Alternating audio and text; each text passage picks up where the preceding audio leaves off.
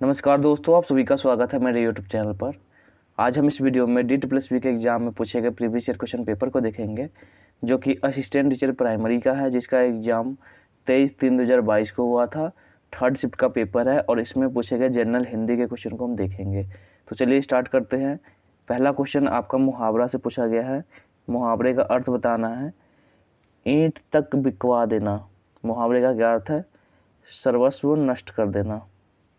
ईंट तक बिकवा देना मतलब हम बोलते हैं ना कि ईंट तक बिकवा दिया, मतलब उसका पूरा नष्ट कर दिया। ठीक है। अगला क्वेश्चन है क्वेश्चन नंबर 2। दिए गए शब्द में शुद्ध वर्तनी का चयन करना है आपको। तो यहाँ पर देखो, नगद होता नहीं है, नागद भी नहीं होता, नाकद भी नहीं होता। तो ऑप्शन हमारा कौन सा होगा? नगद, नकद सही होगा। Option number A right answer है। अगला क्वेश्चन देखते हैं। क्वेश्चन नंबर 3 है। इसमें आपसे पूछा गया कि संयुक्त वाक्य लिखिए। संयुक्त वाक्य क्या होगा? जो दो वाक्यों को ऐड करता है, जोड़ता है, उसे संयुक्त वाक्य कहते हैं। और इससे पहले वाले हमने हिंदी वीडियो में बताया भी था कि वाक्य 3 टाइप के होते हैं। जनरली आपसे एग्जाम में यही तीनों पूछा जाता है: सरल वाक्य, संयुक्त वाक्य और मिश्र वाक्य। तो इन वाक्यों को पहचानना कैसे है, इसका मैंने ट्रिक आपको बताया था पिछले वीडियो में हिंदी के। अगर आपने वो वीडियो नहीं देखा तो जाकर उसको देख ले, तो समझ में आ जाएगा। तो यहाँ पे देखो, दो वाक्य को जोड़ रहा है। वह पढ़ता भी है और नौकरी भी करता है, तो और से जोड़ रहा है, इसलिए हमारे यहाँ पे कौन सा ये संयुक्त वाक्य है। Option number A right answer है। अगला क्वेश्चन देखते हैं। क्वेश्चन नंबर 4 है। सुनील जरा इधर आना। इसमें विराम चिन्ह का प्रयोग करना है। कौन से विराम चिन्ह का प्रयोग होगा? तो सुनील, यहाँ पे सुनील है, जरा इधर आना मतलब यहाँ पे आपको होगा अर्धविराम का प्रयोग होगा। ठीक है। तो ऑप्शन नंबर सी, जो कॉमा है, कॉमा का प्रयोग करेंगे हम। एक मिनट।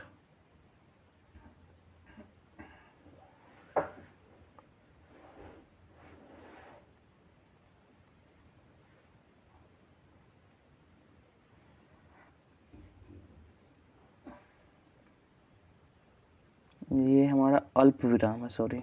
ठीक है। अगला क्वेश्चन देखते हैं। अर्धविराम नहीं, अल्प विराम है। अगला क्वेश्चन देखते हैं। क्वेश्चन नंबर 5 है। दिए गए वाक्य में उपयुक्त शब्द का चयन करके रिक्त स्थान की पूर्ति कीजिए। सभ्यता के दौर में संवेदनशील जैसे मनोवेगों का साथ छूट जाता है, तो स्वतः छूट जाता है। Option number D right answer होगा। क्वेश्चन नंबर 6 है। डैश बड़े बूढ़ों का आदर करना चाहिए। यहाँ पे आपको सब नाम लिखना है। तुझे, हमारा, मुझे, हमें। ठीक है। हमें बड़े बूढ़ों का आदर करना चाहिए। तो option number A right answer है। अगला क्वेश्चन है क्वेश्चन नंबर 7। यहाँ पे उत्पाद दिए गए युग्म का शब्द युग्म सही शब्द युग्म ज्ञात कीजिए। इसमें आपको देखना है जो उत्पात है, उत्पात मतलब उत्पात मचाना हम बोलते हैं ना, उपद्रव, तो वही है उपद्रव मचाना। और यहाँ पे उत्पाद है, उत्पाद मतलब जो उत्पन्न वस्तुएं हैं।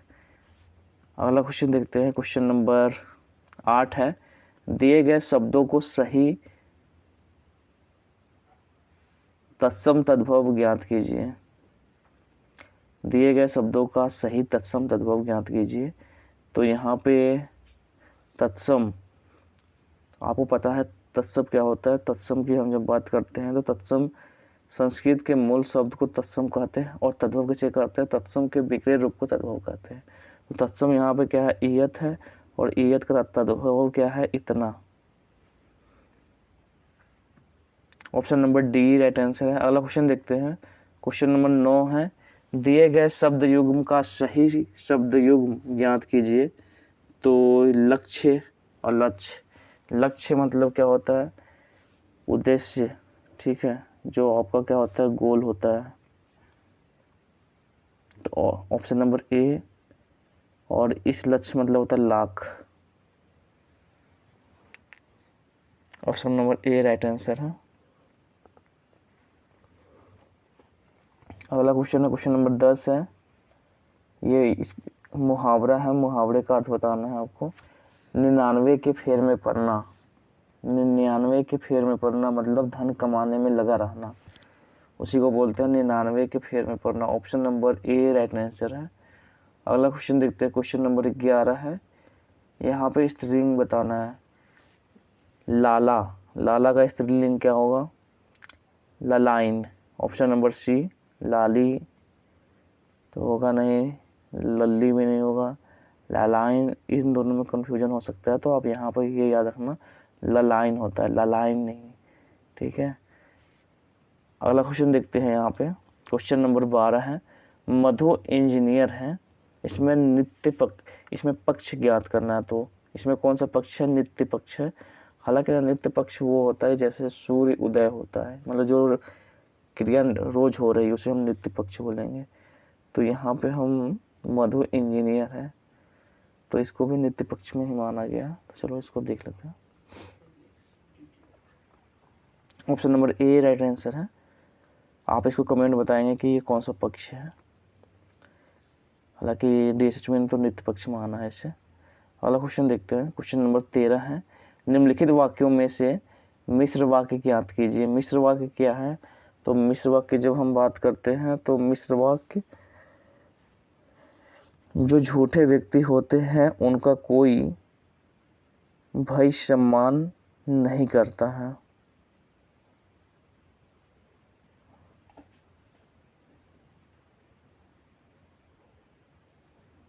इसलिए तो हमारा सरल वाक्य में आ जाएगा, अतः भी सरल वाक्य में आ जाएगा, और ये सरल नहीं मतलब संयुक्त वाक्य में आ जाएगा। ठीक है, ये भी हमारा जो है इसलिए वाला तो हमारा संयुक्त वाक्य में आ जाएगा, ये संयुक्त वाक्य में है, ये भी संयुक्त वाक्य में आ जाएगा। और झूठे व्यक्ति कोई भी सम्मान नहीं करते, ये सरल वाक्य में आ जाएगा। तो जो बच गया हमारा मिश्र वाक्य में, मिश्र वाक्य में क्या है कि जो जिनका उनका, तो ये सब जो भी आएंगे ये कौन से मिश्र वाक्य में है। Option number B right answer है। अगला क्वेश्चन देखते हैं, क्वेश्चन नंबर 14 है। गाड़ी तेजी से आकर स्टेशन पर रुक गई, इसमें संबोधक अव्यय है। संबोधक अव्यय मतलब जिसमें हम संबोधन करते हैं तो उसे हम संबोधक अव्यय बोलते हैं। तो यहाँ पे है गाड़ी तेजी से आकर, हालांकि ना इसमें संबोधन तो है नहीं, लेकिन तेजी से आकर इसको हम कह सकते हैं, ये हमारा क्या है? संबोधक अव्यय है। कैसे आ रही? तेजी से आ रही, कौन सी गाड़ी? तो इसको हम संबोधक बोल सकते हैं, मतलब संबोधन करे गाड़ी कैसे आ रही, तेजी से आ रही है।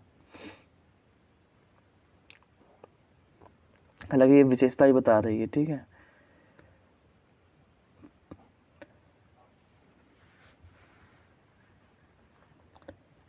क्वेश्चन नंबर 15 है। कई सप्ताह से वर्षा होती ही जारी है, अर्थात फसल नष्ट होकर रहेगी। यहाँ पे अर्धविराम का प्रयोग होगा। तो ऑप्शन नंबर कौन सा हमारा? डी। कहाँ पर? यहाँ पे होगा। ठीक है, ऐसे, और ये अर्धविराम। ऑप्शन नंबर 15, ऑप्शन 15 का option number D right answer है। अगला क्वेश्चन देखते हैं। ये हमारा गद्यांश है, गद्यांश आपको पढ़ना है और उसके बाद आपको इसमें इसका आंसर देना है। तो चलो इसको देखते हैं, पढ़ते हैं एक बार। देखो, मानक भाषा वह भाषा होती है जिसका मानकीकरण किया गया हो। हिंदी के अनेक बोलियां एवं उपबोलियां हैं जिनमें खड़ी बोली एक मानक हिंदी नाम दिया, खड़ी बोली को मानक एक हिंदी नाम दिया है। ठीक है, दिया गया है। इसी खड़ी बोली से हिंदी में शिक्षा का प्रचार प्रसार होता है। इस खड़ी बोली के अंतर्गत अन्य क्षेत्रीय बोलियां समाविष्ट नहीं हैं। संपूर्ण देश में भाषा में एकरूपता व उसे अनुशासित करने रखने के लिए मानक भाषा की आवश्यकता पड़ती है। मानक एक अर्थ होता है परिनिष्ठ, आदर्श या श्रेष्ठ। परिनिष्ठित, आदर्श या श्रेष्ठ। भाषा के जिस रूप का व्यवहार शिक्षा, प्रशासनिक कार्यों, सामाजिक सांस्कृतिक रूप से उसमें उपस्थित विविध विषमताओं को दूर करके उसमें साम्यता लाकर एक रूपता में किया जाता है, वही भाषा का मानक रूप होता है। किसी क्षेत्र की स्थानीय या आंचलिकता बोली का शब्द भंडार सीमित होता है तथा उसका कोई नियमित व्याकरण नहीं होता है, जिसके कारण इसे आधिकारिक या व्यवहारिक भाषा का माध्यम नहीं बनाया जा सकता। इसलिए ऐसी बोली विशिष्ट भौगोलिक, राजनीतिक, प्रशासनिक, सांस्कृतिक, सामाजिक आदि कारणों से अपना एक व्याकरणिक रूप विकसित कर लेती है, जो कि पत्राचार, शिक्षा, व्यापार, प्रशासन आदि में लिखित रूप में प्रयोग होने लगता है। इस प्रकार वह बोली एक मानक भाषा बन जाती है। भाषा प्रयोग की दृष्टि से यह बोली व्यापक हो जाती है और एक आदर्श परिनिष्ठता को प्राप्त कर लेती है। इसकी एक मानक शब्दावली का जन्म हो जाता है, जिससे यह मानक भाषा शुद्ध व परिमार्जित हो जाती है। भाषा का मानकीकरण एक बहुत ही महत्वपूर्ण और अत्यावश्यक प्रक्रिया है। उदाहरण के लिए क्षेत्रीय भाषा के स्तर पर चाबी को अनेक नामों से पुकारा जाता है, जैसे कुंजी, खोलना, खोलनी, चाबी आदि। लेकिन यह आवश्यक नहीं है कि पूरे हिंदी प्रदेश में चाबी को खोलनी या कुंजी कहा जाए और सभी को समझ में आ जाए। इसलिए इस शब्द के यदि एक मानक रूप चाबी को स्वीकृत किया जाए तो पूरा हिंदी प्रदेश इसके प्रयोग को समझ जाएगा। इस प्रकार स्पष्ट है कि भाषा का मानकीकरण एक अनिवार्य प्रक्रिया होती है। एक आदर्श या मानक भाषा अपने आप में जीवंत, स्वायत्त और ऐतिहासिक होती है। ठीक है, तो ये हमने पढ़ लिया। इसको देखते हैं समाविष्ट शब्द का विलोम क्या है यहाँ पे। तो समाविष्ट मतलब समाहित करना होता है, तो मतलब वही है समर्पित, अर्पित, समान रूप, तो ये तो होगा नहीं। समर्पित, अर्पित शब्द तो ये कि अनुग्रहित होगा इसका विलोम। अगला क्वेश्चन देखते हैं, परिमार्जित शब्द का अर्थ क्या है। परिमार्जित, साहित्यिक त्रुटियों को दूर करना परिमार्जित होता है। अगला क्वेश्चन है, मानक शब्द का पर्याय क्या होगा। तो मानक शब्द का यहाँ पे पर्याय है पर्यायवाची प्रमाणिक।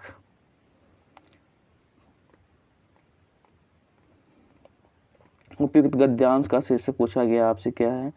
तो उपयुक्त गद्यांश का शीर्षक है मानक भाषा। राष्ट्रभाषा, राजभाषा की बात नहीं की गई, मानक भाषा की इसमें बात की गई है।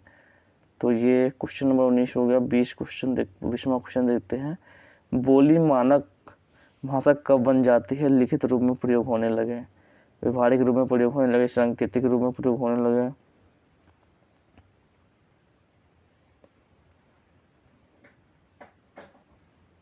तो यहाँ पर लिखा हुआ कि बोली मानक भाषा कब बन जाती है, जब वो लिखित रूप में प्रयोग होने लगे। इसमें लिखा है जो कि पत्राचार, शिक्षा, व्यापार, प्रशासन आदि के लिखित रूप में प्रयोग होने लगता है। इस प्रकार बोली एक मानक भाषा बन जाती है। कब व्यवहारिक रूप में प्रयोग होने लगता है, सांकेतिक रूप में प्रयोग होने लगता है, वैश्विक स्तर पर प्रयोग होने लगता है, लिखित रूप में प्रयोग होने लगता है, या प्रशासनिक रूप में अगर लिखा रहता। तो यहाँ पे option number C right answer है। तो ये 20 क्वेश्चन आपके कंप्लीट हो गए। आई होप वीडियो आपको अच्छा लगा होगा। अगर वीडियो अच्छा लगा तो लाइक करिए, सब्सक्राइब करिए, शेयर करिए। मिलते हैं नेक्स्ट वीडियो में। जय हिंद, जय भारत।